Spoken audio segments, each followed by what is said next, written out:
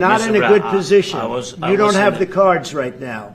With us, you start having not cards. playing cards. But right now, you don't. I'm Yeah, very you're playing serious, cards. Mr. President. You're I'm playing very cards. serious. You're gambling I'm with the president lives in of war. millions of people. You think You're you- gambling with World War III. What do you think You're about? gambling with What do you World think War about? III. And You- what you're doing is very disrespectful to the country, this country. I'm That's with back all to you. respect to your Far country. more than a lot of people said I'm wearing they respect. should have. Not in a good. Bombing of the nuclear strategic bombing Tu airplanes in the 5 targeted Russian air bases is not in itself terrorism. Until you look at the way in which these drones were delivered, there's a suspicion that some of them were launched from Finland and Norway, which, if true, will be of enormous magnitude. But most of them were launched from log cabins or the back of trucks that had been driven by people wearing civilian clothes across Russia in order to place them close to these strategic nuclear facilities. Now, wearing civilian clothes to commit acts of war is, of course, a war crime. It renders the belligerent stripped of the protections of the Geneva Convention. They can be executed if they are caught. But there's no doubt that it has provided a very useful war propaganda, armed war propaganda for the Ukrainian side, and their paid cohorts of NAFO fools and fellas are, of course, celebrating on social media. I thought I had gotten rid of all of them, but I've just had to block 20 or 30 more. But they'll be laughing on the other side of their face, or rather, the poor people of Ukraine, because the NAFO people are never in Ukraine. They don't even claim to be in Ukraine. They're just in the pay of those who are paying for the war in Ukraine. But the people in Ukraine are right now under incredible barrage of ballistic missiles, and maybe more to come. Maybe we'll get another viewing of the terrifying power of the Oroshenk missile, against which no defense in the world is yet available.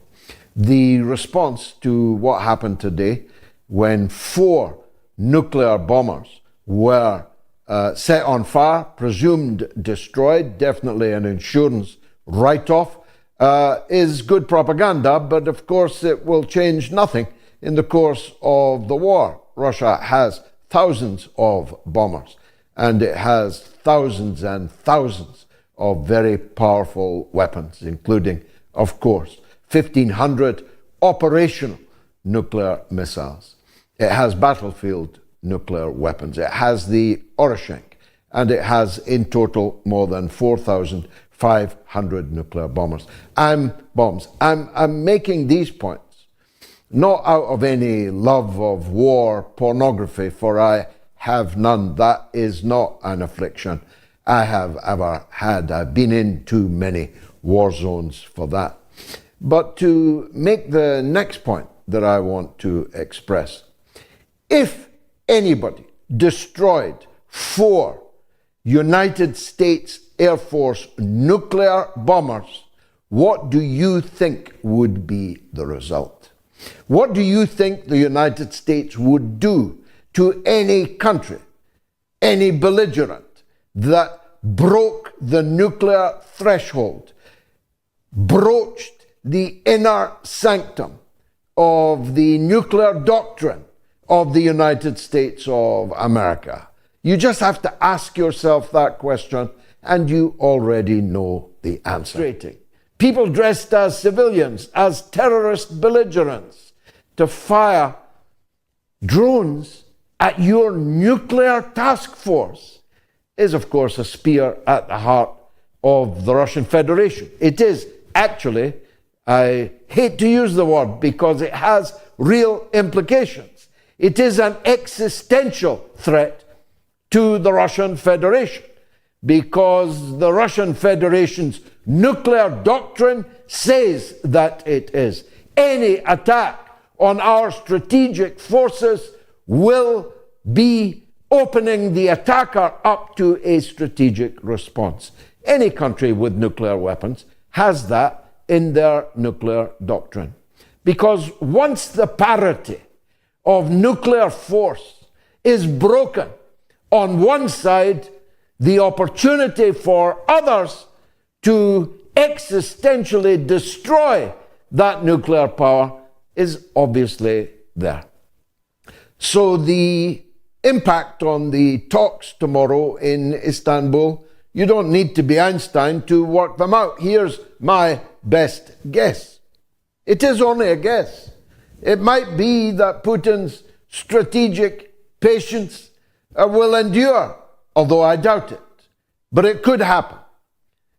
But I suspect that the Russian negotiators who are already in Istanbul will table a simple demand of the Ukrainian armed forces through their representative in the talks for the complete withdrawal of all Ukrainian forces from all of the territories of Novorossiya, the immediate creation of a buffer zone around Ukraine between the borders of Russia and Ukraine must now be created, and Ukrainian neutrality and denazification be immediately proceeded with, followed, I'm sure, by the demand for the departure of Zelensky and the crew who launched these attacks today. Of course, at that point, the Ukrainian delegation will withdraw and they will seek further and better help from their NATO allies. Nuclear weapons, you must respond with nuclear weapons, or your nuclear parity with your adversaries is over. But I do expect that the response will be, as I said, swift and terrible. We'll hear from Che Bose in Moscow in just a minute or two about what the atmosphere is like there. But I want to have some time to discuss something that has been troubling me over these last few days. Believe me, I never wanted to climb into this rabbit hole. It seemed to me that the madness that took place at the Victory Parade in Liverpool was just that, madness. First, like everyone else, I feared that it was a terrorist attack. I feared that the driver would be revealed as Mohammed this or Abdul that. I feared that he'd have a black face or a brown face. I don't hide from you that I was relieved when the police indicated in an unusual, unprecedented statement that the person arrested at the scene was white, was British, and was local. But the more I've looked at it, the more I realize that something is not right, and that there are important questions that still have not been answered. There's a picture of the driver of the car at the wheel. There's another picture released by the authorities of what they claim to be the same man, except it quite plainly is not the same man. And the court artists in Britain, you're not allowed to take pictures in court, but an artist can make a drawing. And the drawing looked nothing like the actual driver of the car, or the man we've just shown you, or the man who was actually at the wheel. But that's not the end of these strange events. Is his name Paul Doyle? Is his name Jean-Paul Doyle? Is he a former Royal Marine, Special Forces, British soldier? Or is he a former BlackRock employee? Blackwater, I beg your pardon, the former mercenary giant. Was he with Blackwater? Was he with the Royal Marines? Was he with both? These are questions that deserve an answer, because if it's one or the other or both, that gives a profile to the alleged would-be assassin that is intriguing indeed. But even that is not the only strange thing. Who were the snipers on the roof in Liverpool above the parade? Why were they not wearing uniforms of any kind? Why were they not wearing police uniforms? Why were they not wearing British Army uniforms? Why were, and Warren Thornton, an acquaintance of the show, a former sniper in the army himself, makes the point very powerfully that you can't have two snipers and no spotter. You can't have one sniper and no spotter. A spotter with binoculars is an essential accompaniment to a sniper. It should be two snipers, two spotters. But there are only two people on the roof, and both of them are looking through the sights of weapons. Who were they? And why were they there?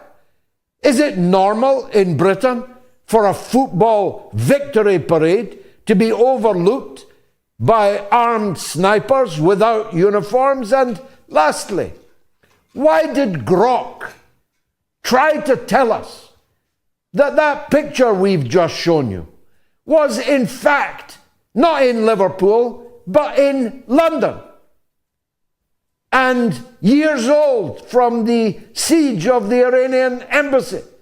Do they think Liverpool people don't know what Liverpool looks like? Do they think London people don't know what Lancaster Gate looks like? And when it was pointed out that the River Mersey was clearly visible in the pictures, Grok said, that's not the River Mersey, that is the Serpentine Lake in Hyde Park in London. Is Grok stupid? Or does it think we are stupid? I want to know more about what happened in Liverpool and why all these discrepancies have been allowed to spread like wildfire through social media, completely undermining the police's presumed initial intention of not allowing this particular act of lunacy to be as corrosive and dangerous as previous acts of lunacy in England have recently been.